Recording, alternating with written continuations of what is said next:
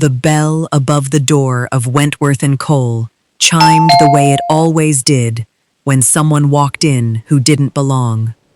A small, polite sound that somehow still managed to announce judgment. Danielle Harper didn't need to look up from the display case she was polishing to know it. She felt the shift in the room before she saw it. Heels stopping mid-step on the marble floor, two customers by the crystal chandelier turning their heads, the sales floor stiffening, ready to perform for money. Or sneer at its absence. She looked up anyway. An elderly black woman stood just inside the entrance of the Buckhead boutique, blinking against the gold showroom light. Her cardigan was soft with wear at the elbows. Her shoes had walked a long way to get here, and she took each step across the polished floor, slowly, carefully, like marble was something you had to earn the right to walk on. She held her purse against her stomach, the way people do when they're bracing to be told they don't belong somewhere. Two associates near the handbag wall exchanged a glance and didn't bother lowering their voices. "Ma'am, this is a luxury boutique. The public mall is downstairs. I think you're looking for the discount stores," murmured Renee, the assistant manager, just loud enough to be heard and just soft enough to deny she'd meant it. Danielle set down her cloth and walked toward the woman instead of away from her. "Good afternoon, ma'am," she said, and meant it. "Would you like to sit down? I'll bring you some water." Something flickered behind the woman's tired eyes, not just surprise, something closer to recognition, like she'd been waiting to see if anyone in this store still had it in them. "That would be very kind," she said. Danielle had been at Wentworth and Cole for over a year, long enough to know exactly how invisible a person could become in a room full of people paid to notice everyone. Long enough to know her manager, Renee Castellano, ran the floor like a toll booth, skimming commissions, handing out the worst shifts, keeping Danielle in the stockroom whenever a real client walked in. She'd stopped fighting it months ago. Today wasn't the day that would change. Not yet. She brought the old woman water, sat with her, and over the next 2 hours helped her select 10 complete sets, handbags and shoes, each finer than the last. "For my grandchildren," the woman explained, "and a few dear friends." By the time the register read out, $93,400, Renee was hovering like a vulture that smelled a commission. The old woman patted her cardigan, her purse, her face folded into quiet embarrassment. "Oh dear, I seem to have left my wallet in the car. My grandson handles all of this now. He'll cover it, I promise you." The floor went still. Then it didn't. "You're kidding me!" Renee snapped, loud enough to draw an audience. Two customers by the shoe wall turned to watch, one of them lifting her phone halfway before thinking better of it. 2 hours, Danielle! 2 hours on a woman who can't pay for a scarf. She didn't do anything wrong, Danielle said. She wasted company time and company merchandise. Renee reached for her radio. "Security, we need an escort." "There's no need," the old woman said, rising with what dignity the moment had left her. "Wait." Danielle pulled two $20 bills from her own purse, nearly everything until payday, and pressed them into the woman's hand. "For a cab. Please get home safe." The old woman looked down at the money, then up at Danielle, something passing between them that neither store nor Danielle herself would understand the weight of until later. "You are a rare soul," she said softly. "Haha," Renee's laugh cut the moment in half. "Beautiful, truly. Clock out, Danielle. You're done here. You're firing me for being kind to a customer? I'm firing you for embarrassing this store. If you want to play charity worker, do it somewhere else. You're finished here." No one on the floor said a word. A few associates suddenly found their display cases very interesting. Danielle untied her apron, set it on the counter, and walked out past all of them without another word, not seeing the small, knowing smile that crossed the old woman's face as she watched her go. Her name was Dorothy Coleman. Dot. To the few people who'd known her long enough to earn it. She was 74 years old, spine still straight despite it. The kind of quiet dignity that didn't announce itself, but never quite left a room either. She was also the founder and majority owner of Coleman House, the holding company behind Wentworth and Cole, and 11 other luxury retail brands across the country. She did this 3 or 4 times a year, put on old clothes, walked into one of her own stores, and watched to see who her company had really become when she wasn't in the room. Usually she left disappointed. Today, for the first time in longer than she could remember, she left with a name worth remembering. The taxi Danielle's $20 paid for carried her past wrought iron gates that swung open the moment the driver gave her name, down a long gravel drive lined with oaks, toward a house with more windows than Danielle's whole apartment building. The driver's hands were shaking by the time he pulled into the circular drive. "Ma'am, you live here?" She only smiled and handed him a bill 3 times the fare. Her grandson, Terrence, Coleman House's CEO, 34 years old and the only family Dot had left in this city, was waiting in the foyer, jaw tight with 2 hours of worry. "Grandma Dot, where have you been? I had people calling hospitals. I was testing the world," she said, easing into her chair with a tired sigh. "And I found someone worth telling you about. Grandma, you can't keep doing this." Terrence dropped into the chair across from her, some of the anger draining into plain worry. "You're 74. One of these days you're going to test the wrong street corner." "And until that day," Dot said, "I'll keep learning things I'd never learn any other way." She wasn't going to pretend the habit was harmless. It wasn't, but it was hers, and it had never once given her a wrong answer about a person. She told him everything: the sneers, the manager who'd called security on an old woman for the crime of an empty wallet, and the one young associate who'd handed over her own cab fare without blinking. Terrence's jaw went rigid. "In my store! Pull the footage," Dot said. "I want to see her face again." The footage confirmed every word. Terrence watched a tired-looking young woman treat his grandmother with more warmth in 2 hours than his flagship store's staff had shown in years, and watched her walk out afterward with her head high and her shoulders shaking. "Find her," he told his assistant. "Today."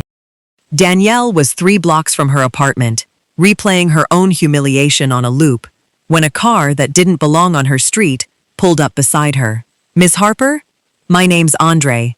I work for Terrence Coleman, CEO of Coleman House. He'd like to meet you. The woman you helped today is his grandmother." She almost didn't get in. Almost. But something about the calm in his voice made her pause. "Go," she thought, and got in the car. The estate. The marble. Dorothy Coleman, waiting in an armchair like she'd been expecting her for years. "Miss Harper, thank you for coming. I don't understand what's happening. You helped me today," Dot said, "and lost your job for it. My grandson watched the footage. We both know exactly what happened in that store." Terrence had boxes brought out. Clothes, a jewelry set, and finally, a small velvet box with car keys inside. Danielle didn't touch it. "I can't accept this." "Why not?" "Because I didn't help her for a reward. If I take this, it stops meaning what it meant." Something shifted in Terrence's face. Surprise, then something like respect. "You're different," he said. "If you won't take the gifts," Dot said, "then stay with us a while. I've grown fond of you already." Danielle hesitated. Then, for reasons she couldn't fully explain, agreed. Inside her elegant bedroom at the Coleman estate, Dorothy Coleman, the old black woman, has changed out of her worn disguise after returning home. She now wears a simple but elegant cream blouse and matching skirt, her silver hair neatly styled, while her tattered clothing from the day's undercover visit rests neatly folded on a nearby chair. She lasted 4 days in the estate's borrowed luxury before she couldn't stand it anymore. "I need a job," she told them at breakfast. "I can't just live here. I need a personal assistant," Terrence said, a little too quickly. "The position's been open for weeks." Dot's eyes sparkled with something that looked suspiciously like a plan she'd been quietly hoping for since the moment she met her. Working at Coleman House headquarters came with its own weather system of whispers. She slept her way in. She's his secret mistress. Chased down every hallway Danielle walked. She held her head high and said nothing, but the rumors reached one person faster and sharper than anyone else. Vanessa Coleman, Terrence's older cousin and the company's chief brand officer, the only member of the family, besides Dot, with real standing at Coleman House. Vanessa had spent a decade positioning herself as Dot's natural successor, The sensible one, the loyal one, the one who understood legacy. She'd given up a life outside this company to earn that title. Birthdays missed, a marriage that hadn't survived the hours, and she'd told herself it would be worth it the day Dot finally handed her the keys. She'd never once questioned whether Dot planned to hand her anything at all. Danielle threatened that on two fronts at once, growing close to Terrence and growing close to Dot. Vanessa didn't see a kind stranger. She saw a decade of sacrifice about to be given away to someone who'd worked here for 6 weeks. By the end of the week, the whispers had turned into open mockery in the break room. It reached Terrence by lunch. At the next all-staff meeting, laptops stayed open, but hands stilled over keyboards the moment he walked in. He didn't raise his voice. He didn't have to. Danielle Harper helped my grandmother when everyone else in that store treated her like garbage, he said. She's shown more integrity in one afternoon than most people show in a career. If I hear her name attached to another rumor, I will personally find out who started it. The room went silent, the kind of silence where even the air conditioning seems too loud. Vanessa, seated near the head of the table, felt the first crack in her plan. She didn't stop. She escalated. Late one night, Vanessa let herself into the family's private collection room, a vault of heirloom jewelry and handbags that had belonged to Dot's late husband's mother, and lifted a rare clutch worth more than most people's homes. She planted it in Danielle's guest room before sunrise. By morning, security had swept the house. Dot's estranged daughter, Vanessa's own mother, and the one relative who'd never approved of how close Danielle had gotten to the family, stood at the center of the foyer, arms crossed, already certain, the stolen clutch sitting on the hall table between them, like evidence at a trial. "We found the missing piece in her room," Vanessa said, dabbing at tears that weren't real. "Danielle is not a thief," Dot said, the only voice in the room refusing to convict her on sight. "There's something we're missing." But suspicion is heavier than truth, when truth hasn't spoken yet. Danielle packed her few things into the same bag she'd arrived with, and left that same morning, certain she'd lost everything she'd never actually asked for. Terrence didn't waste time being angry. He spent it being thorough, reviewing every frame of vault footage, every access log, until the timeline pointed at exactly one name. He almost didn't look. Vanessa had practically raised him after his father died. She'd taught him to tie a tie, covered for him at his first board meeting when he froze. Some part of him kept searching for another explanation, even after the housekeeper mentioned, almost in passing, that she'd seen Ms. Coleman's car still in the drive, well past midnight. It was that same part of him that made him watch the footage twice before he let himself believe it. He called the family together that afternoon in the estate's study. Vanessa arrived dressed for triumph, a folder of quarterly numbers tucked under one arm like she'd simply been summoned for business. "You stole the clutch," Terrence said, without preamble. "You planted it in her room. That's absurd." He pressed play. The wall screen flickered to life, and the room's chairs seemed to creak in unison as everyone leaned forward. There she was, unmistakably, letting herself into the vault at midnight, the timestamp glowing in the corner, cold and undeniable. The folder slipped from Vanessa's arm and hit the floor, papers scattering across the marble. The room went dead quiet. Dot shook her head slowly, not shocked, just disappointed, the way you are when you've suspected something for a long time and finally have to stop pretending otherwise. "You tried to destroy an innocent woman," Terrence said, "because you couldn't stand the idea of someone earning what you thought you were owed. You're done here. The company, the family trust, all of it." Security walked Vanessa out past the scattered papers no one bothered to pick up. She didn't come back. Terrence found Danielle 2 days later at her apartment, and this time, he didn't bring gifts. He brought the truth, and an apology, and a question that had nothing to do with money. "Come back," he said. "Not because you have to, because this family isn't right without you in it, because she wants you there." Danielle returned to the estate that evening and found Dot waiting for her in the garden, not with an apology, but with something that mattered more.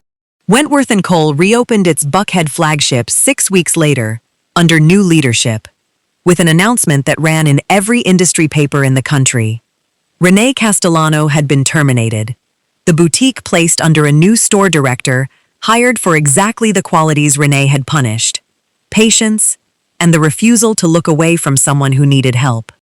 At the reopening, Dorothy Coleman stood in front of her staff, her family, and a small crowd of reporters, with Danielle at her side.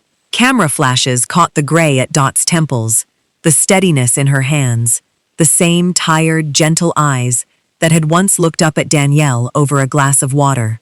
A year ago, a young woman gave a stranger cab fare because she thought that stranger had nothing left. She didn't know who I was. She didn't ask. Dot paused, and for a moment, the practiced calm slipped into something plainer, harder to perform. That's the only kindness worth anything, the kind nobody's watching for. She turned to Danielle, who hadn't been told any of this was coming, and took both her hands. The reporters' cameras kept clicking, but the sound seemed to fade under the weight of what Dot said next.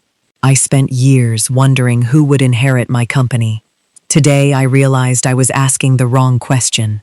The company can be inherited. Character can't. From today, you're my daughter, Dot said. Not by paperwork alone, though there'll be paperwork too. Everything my children have access to, you now have access to. Every home, every door that's ever opened for them, opens for you now. Not because of what you did for me in that store, because of who you've been every day since. Boo-hoo. Danielle's voice came out smaller than she meant it to. I've never had anyone call me daughter before. Dot didn't answer with words. She just pulled her into a hug, the kind that says everything a speech can't, and held on a beat longer than anyone in the room expected. Terrence stepped up beside them, grinning, and threw an arm around Danielle's shoulders like he'd been doing it their whole lives. Well, he said, looks like I finally have the sister I always wanted. Ha ha ha ha ha ha! Boo-hoo! Danielle laughed through the tears she hadn't noticed falling. And for the first time in longer than she could remember, laughing and crying felt like the exact same thing. A year after that, Danielle stood behind the same counter where she'd once been fired for the crime of pouring water for a stranger. The same marble floor underfoot, the same crystal light overhead, all of it hers to run, exactly as it should have been run all along. Terrence stopped by most weeks, the way brothers do when they've decided that's what they are, leaning on the counter, stealing her coffee, pretending he was there for business. Behind the register, a new employee, young, nervous, clearly new to all this gold-lit pressure, watched an elderly customer walk in, wearing a coat that had seen better winters, her steps slow and careful across the marble. Danielle caught her eye before anyone else on the floor could sneer. Go on, she said quietly. Would you like to sit down, ma'am? I'll bring you some water. The bell above the door chimed again. This time, no one looked at the woman's worn coat. They only saw a customer. Danielle smiled, walked toward her, and said the same words that had changed her own life. Would you like to sit down, ma'am? I'll bring you some water. Somewhere near the back of the boutique, Dorothy Coleman watched quietly. She smiled. This time, the company finally looked like the family she had always hoped to build.